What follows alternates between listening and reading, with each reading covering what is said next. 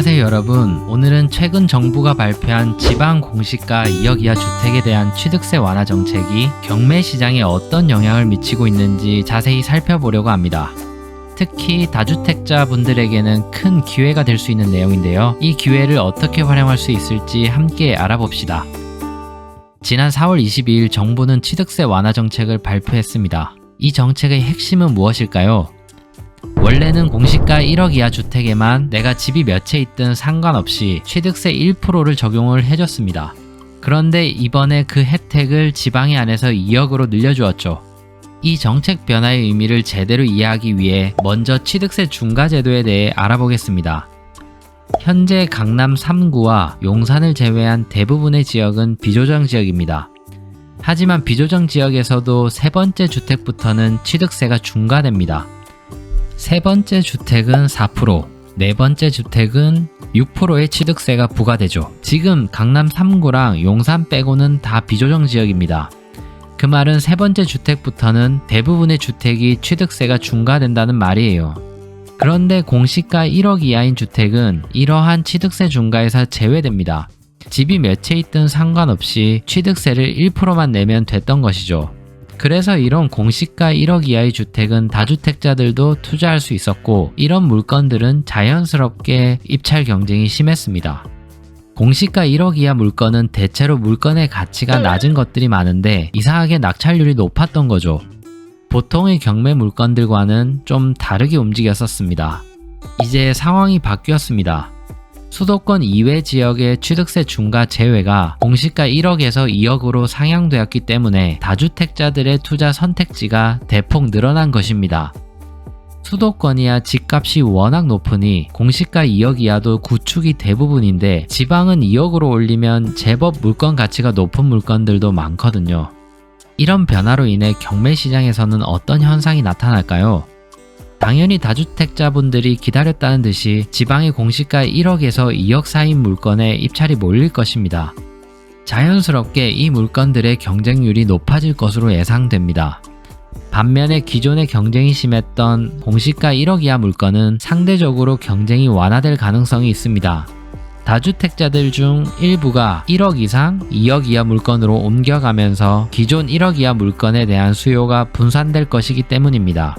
기존의 공시가 1억 이하 아파트에 입찰하던 투자자들 중 일부는 이제 2억 이하 아파트로 많이 이동하겠죠. 이러한 혜택을 받기 위해서는 몇 가지 주의할 점이 있습니다. 첫 번째로, 공시가 1억 이하이거나 지방에서 2억 이하더라도 취득세가 똑같이 중과되는 곳이 있습니다. 바로 재개발 재건축 구역입니다. 토지 이용 계획에 들어가면 정비구역이라고 나오거나 주거환경 개선지역이라고 써져 있는 물건들이 있습니다. 보통 이렇게 재정비 촉진지구나 이런 식으로 써져 있죠. 다주택자가 지방 2억 이하 물건을 낙찰 받았는데 나중에 확인해보니 취득세가 1%가 아니라 8% 또는 12%가 될 수 있으니 꼭 사전에 확인하셔야 합니다. 두 번째로, 공시가 오르는 것을 조심해야 합니다. 공시가는 해마다 바뀌는데 낙찰을 받은 시점과 잔금을 치르는 시점 사이에 공시가가 2억을 넘어버리면 취득세 혜택을 받지 못할 수 있습니다. 특히 조심하셔야 되는 게, 보통 공시가 4월 30일에서 5월 30일쯤 바뀌어요.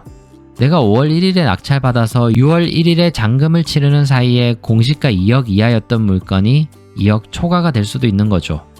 그리고 좋은 소식은 이 지방 공시가 2억 이하 적용은 소급 적용된다는 점입니다. 올해 1월 2일 이후에 취득하셨고 지방 공시가 2억 이하에 해당한다면 환급 신청을 하실 수 있습니다. 자, 그럼 물건을 좀 더 살펴볼게요. 대구 본리 롯데캐슬 2차를 한번 보겠습니다. 이 물건은 지방 공시가 2억 이하의 아파트이고 시세는 3억 정도입니다. 연식이 09년식이어서 물건 가치가 좀 애매하죠. 막 좋다고 할 수도 없고 그렇다고 막 구축이라고 하기도 애매한 그런 물건이죠. 거래량을 보면 매월 한두 건씩 거래가 꾸준히 되고 있습니다. 이런 물건은 단타하는 물건이죠. 낙찰을 보면 2억 7,200에 낙찰이 됐는데 시세 대비 입찰가율이 90% 정도입니다. 그렇게 했을 때 제가 만든 수익률표로 계산을 해보면 수익률은 8%, 순이익은 950만원 정도입니다. 1000만원이 좀 안되네요. 개인 매매 사업자 직장인 기준으로 계산했고 연봉에 따라 초과되는 종합소득세가 다르기 때문에 수익률은 조금씩 차이가 날 거예요. 주목할 점이 입찰이 9명이나 들어왔습니다. 경쟁이 좀 있는 편이죠. 대구가 지금 심리가 많이 죽어 있어 낙찰가도 입찰자도 원래는 이거보다 더 낮아야 하는데 좀 올라간 감이 있습니다. 아무래도 정책의 영향으로 판단이 됩니다. 다음은 지방 소도시 한번 볼게요. 김천에서는 아주 좋은 물건입니다. 김천역 근처고요. 2억 이하라 해도 지방 소도시에서는 이렇게 좋은 물건을 할 수 있습니다. 시세는 2억 7,500 정도 됩니다. 낙찰은 2억 4,300에 됐고요. 이걸 가지고 계산을 해보면 수익률은 13%, 순이익은 1,300만원 가량 나오네요. 어떤가요? 수익률이 훨씬 좋죠? 다만 입찰은 9명이 들어와서 경쟁이 좀 있었습니다. 경쟁이 붙으면 그만큼 낙찰가가 올라갈 확률이 높습니다. 지금 수도권, 지방광역시도 할 게 많은데 왜 소도시까지 가져와서 보여주냐 라고 저에게 물어보시면 지금 보시듯이 수익률이 더 좋잖아요. 결론을 내리면 지방 공시가 2억 이하 경쟁자가 늘고 있는 건 맞습니다. 하지만 수도권은 이미 단타치기 어려운 시장으로 진입을 하고 있고요. 그래서 광역시나 지방을 봐야 하는데 2억 이하도 이미 발빠른 투자자들로 인해 경쟁이 붙고 있는 추세입니다. 이럴 때는 역배에 걸어서 오히려 지방은 1억 이하를 노려보는 것도 좋은 전략이 될 수 있습니다. 그리고 어떤 지역을 해야 될지 모르겠다 하시면 이렇게 지도를 펼쳐놓고 경기도와 가까운 원주, 천안, 청주 등에서 한번 노려보시고 여기는 그래도 수요가 많습니다. 그만큼 경쟁이 있다는 거고요. 나는 경쟁을 더 피하고 싶다. 그럴 때는 소도시로 눈을 한번 돌려보는 거예요. 김천, 익산, 군산 많습니다. 여기까지 가야 되나? 생각 드시죠? 가시면 2억 이하로 그 지역의 대장주를 잡을 수 있고 또 이런 곳들이 거래가 잘 됩니다. 그만큼 수익률도 굉장히 높게 나올 수 있습니다. 20%까지도 가능해요. 지방에 투자를 할 때는 충분한 마진을 잡아서 낙찰을 받고 인테리어 싸움에서 이기는 전략이 필요합니다. 그렇게 하게 되면 수익률이 플러스 알파가 나오게 되거든요. 거래량은 당연히 잘 보고 들어가야 합니다. 이번에 정권이 바뀌면서 지방 활성화 정책, 지방 양극화 해소 정책이 나올 거예요. 지방 유권자가 2천만 명이에요. 또 내년은 도지사, 도의원 뽑는 지방선거가 있고요. 대통령 중간평가이기 때문에 2년 정도는 지방 챙기는 정책 효과가 공시가 2억 이하 지방 아파트 단타 투자에 최적기가 도래한 것이 아닐까 생각해 봅니다. 특히 7월 시행 예정인 스트레스 DSR 3단계 시행 때 지방 아파트는 완화 정책을 예고했어요. 지방 아파트 투자하라고 정부에서 시그널을 주고 있죠. 어쨌든 정부에서 다주택자들에게 지방주택 진입 기회를 만들어줘서 멍석을 깔아준 것은 매우 좋은 정책 같습니다.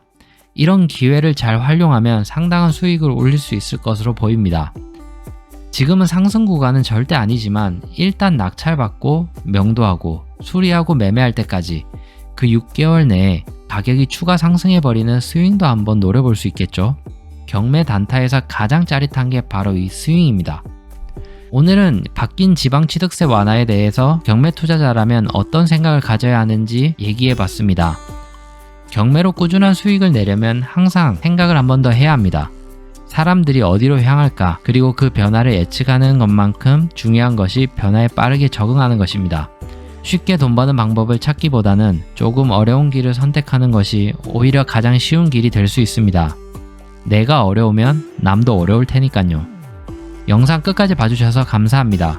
더 많은 경매 초보분들을 도와드릴 수 있도록 구독과 좋아요도 부탁드립니다. 오늘도 화이팅입니다.